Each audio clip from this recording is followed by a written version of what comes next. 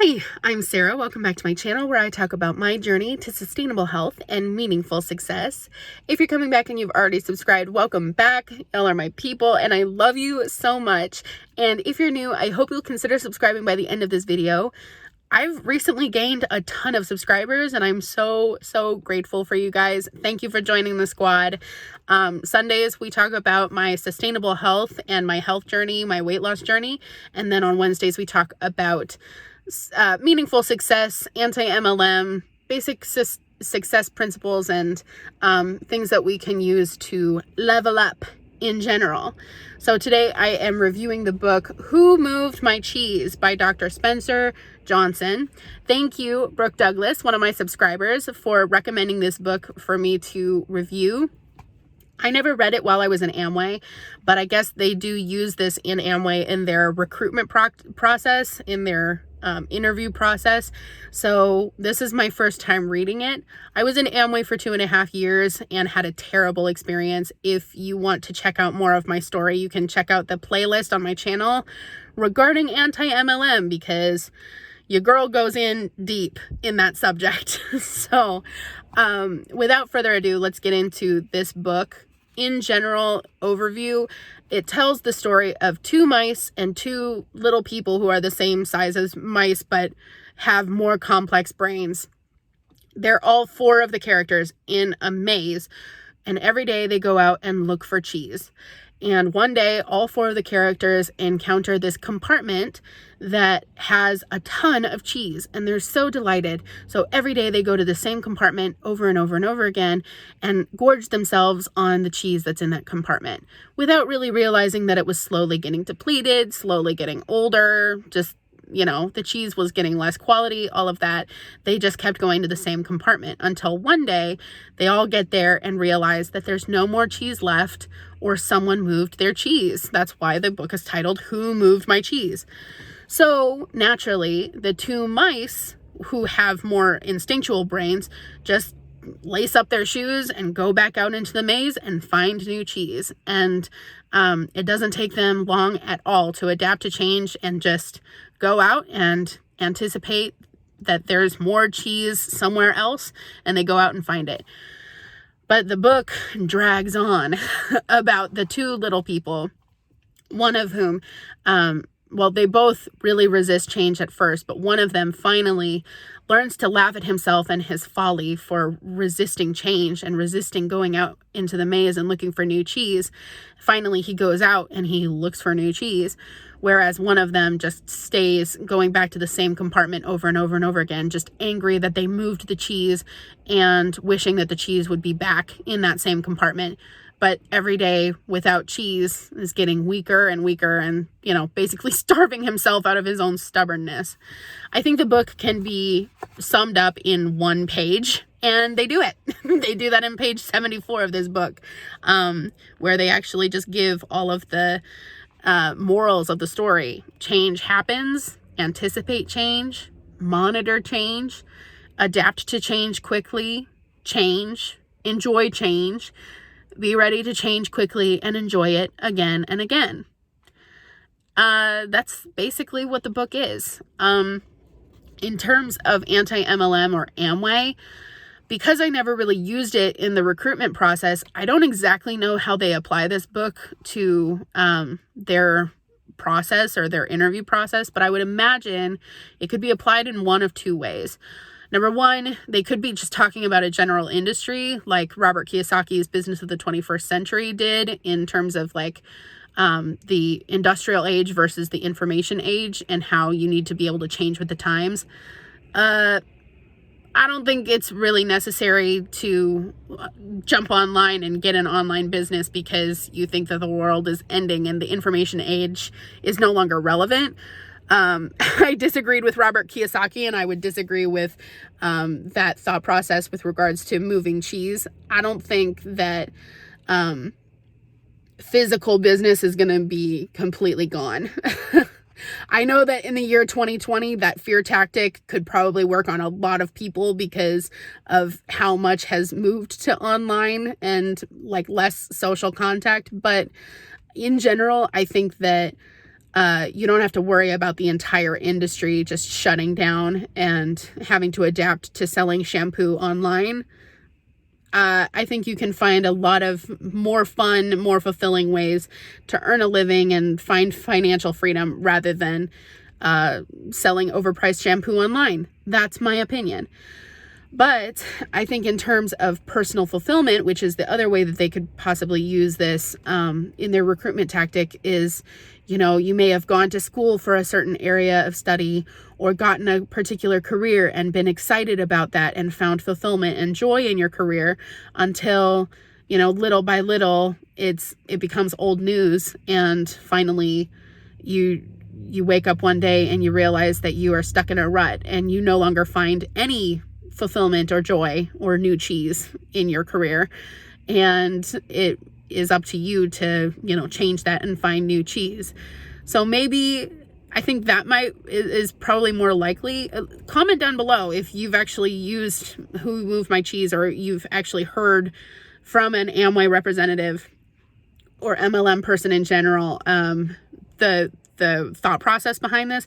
But I think with regards to finding new personal fulfillment and finding new joy in what you do, if that's true and you're not thrilled about your career at this point, there are several different avenues, and I wouldn't suggest getting stuck in a different compartment being multi-level marketing.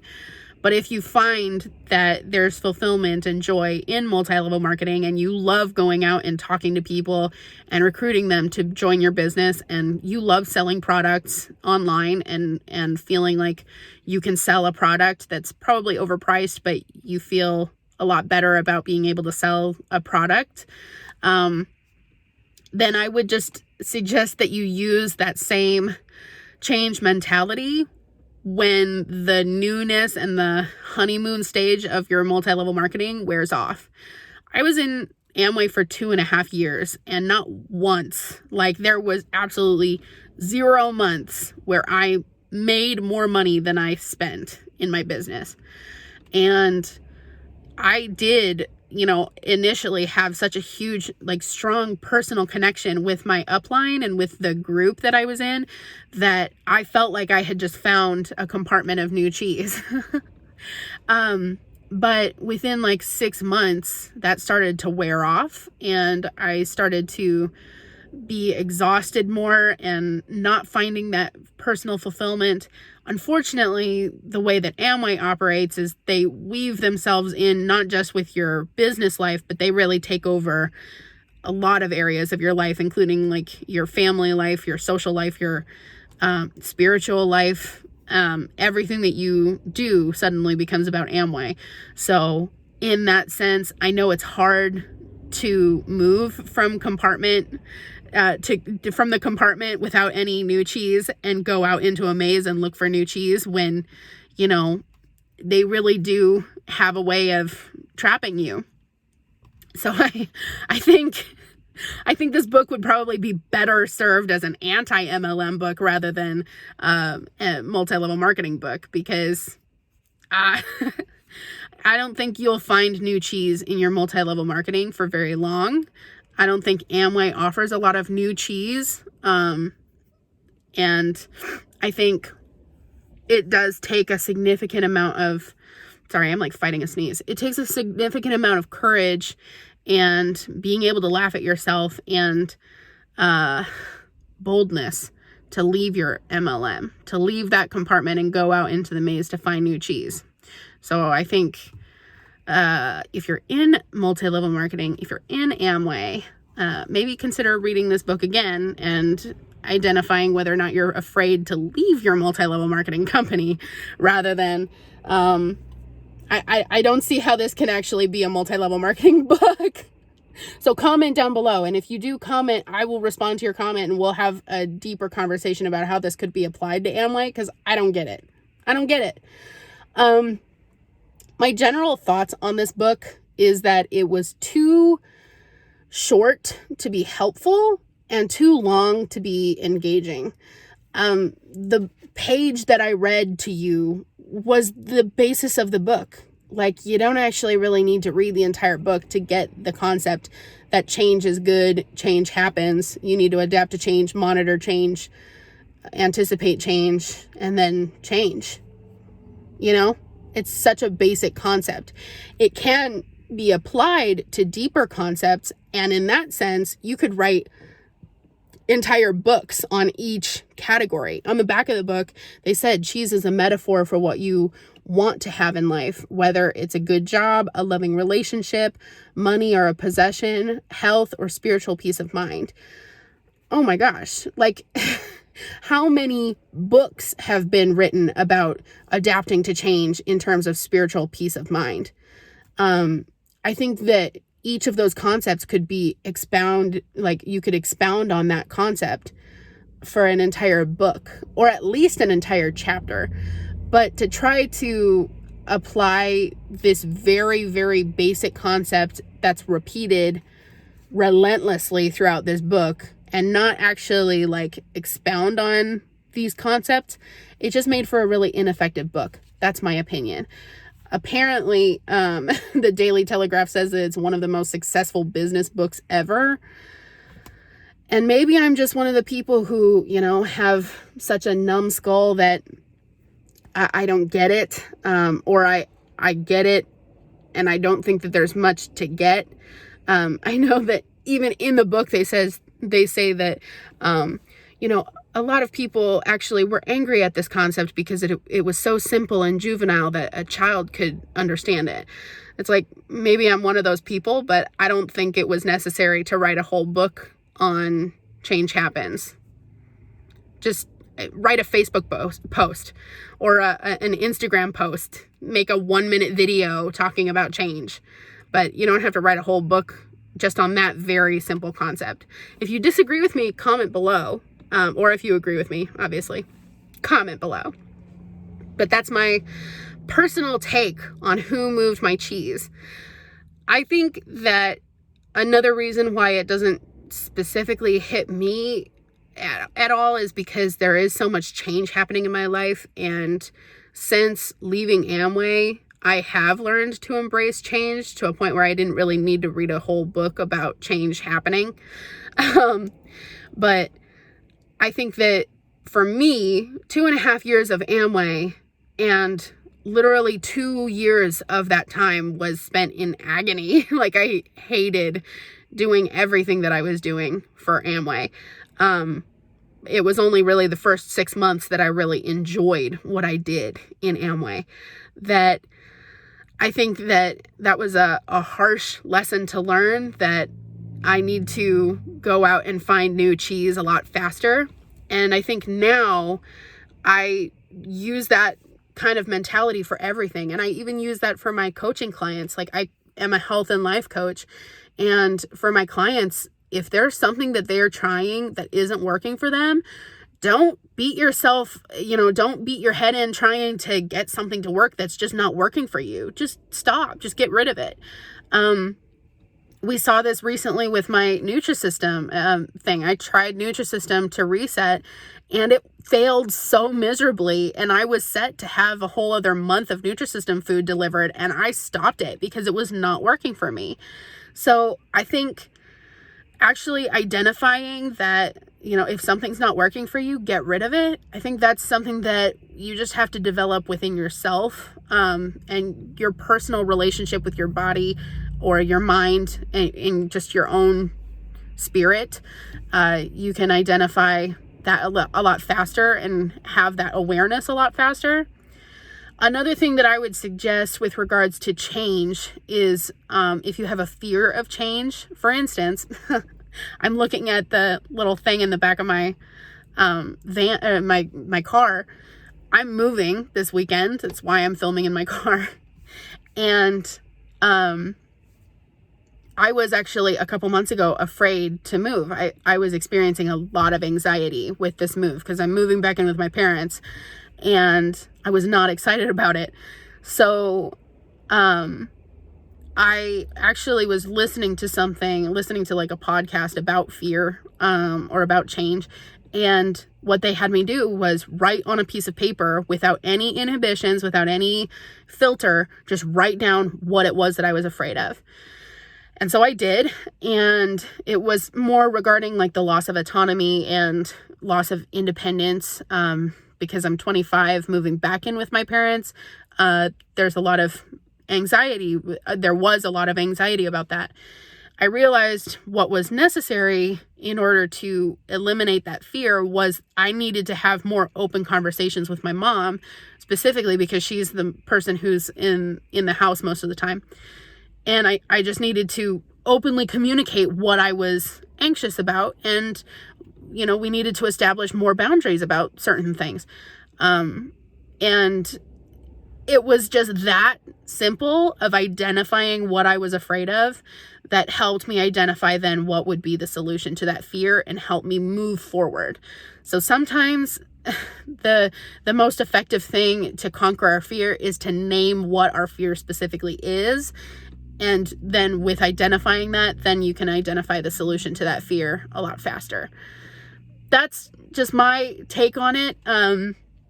Comment below if there's something that you are anticipating that you're not looking forward to, or that you're really resisting change with, and maybe I can make a more specific video. Just like this book, it seems a little bit pointless to just say change happens, anticipate change. It's like, yeah, we get it, but I think we need to go a little bit more specific into what it is that we are afraid of changing.